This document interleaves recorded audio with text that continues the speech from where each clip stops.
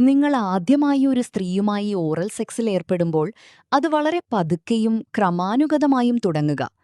ഉദാഹരണത്തിന്, ശരീരമാസകലം ചുംബനങ്ങൾ നൽകിക്കൊണ്ട് ഇതിലേക്കെത്താവുന്നതാണ്. യോനിയിലെ ഗന്ധത്തെക്കുറിച്ച് ചില സ്ത്രീകൾക്ക് ആശങ്കയുണ്ടാകാം, എന്നാൽ ഭൂരിഭാഗം പുരുഷന്മാരും ഇത് കാര്യമാക്കാറില്ല. മറ്റു ചിലർക്കാകട്ടെ അവിടെ ചുംബിക്കുന്നത് ചിന്തിക്കുമ്പോൾ പോലും സങ്കോചമുണ്ടാകാം.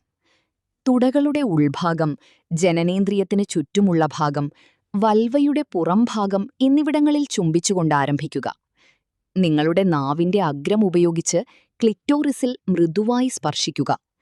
ഈ സമയമെല്ലാം നിങ്ങളുടെ കൈകൾ കൊണ്ട് അവളുടെ ശരീരത്തിൽ മൃദുവായി തലോടുകയും തഴുകുകയും ചെയ്യുക.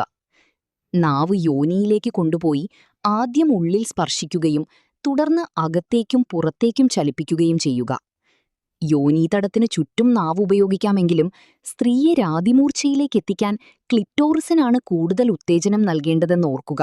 അതിനാൽ അത് അവഗണിക്കരുത്. നാവുപയോഗിച്ച് ക്ലിറ്റോറിസിനെ ഉത്തേജിപ്പിക്കുന്നതുവഴി താളാത്മകവും എന്നാൽ വർദ്ധിച്ചുവരുന്നതുമായ വേഗത നിലനിർത്തുന്നതാണ് ഏറ്റവും ഫലപ്രദമെന്ന് സ്ത്രീകൾ പറയുന്നു. പങ്കാളിക്ക് രാതിമൂർച്ചയുണ്ടാകുന്നത് പുരുഷന്മാർ വളരെയധികം ആസ്വദിക്കാറുണ്ട്.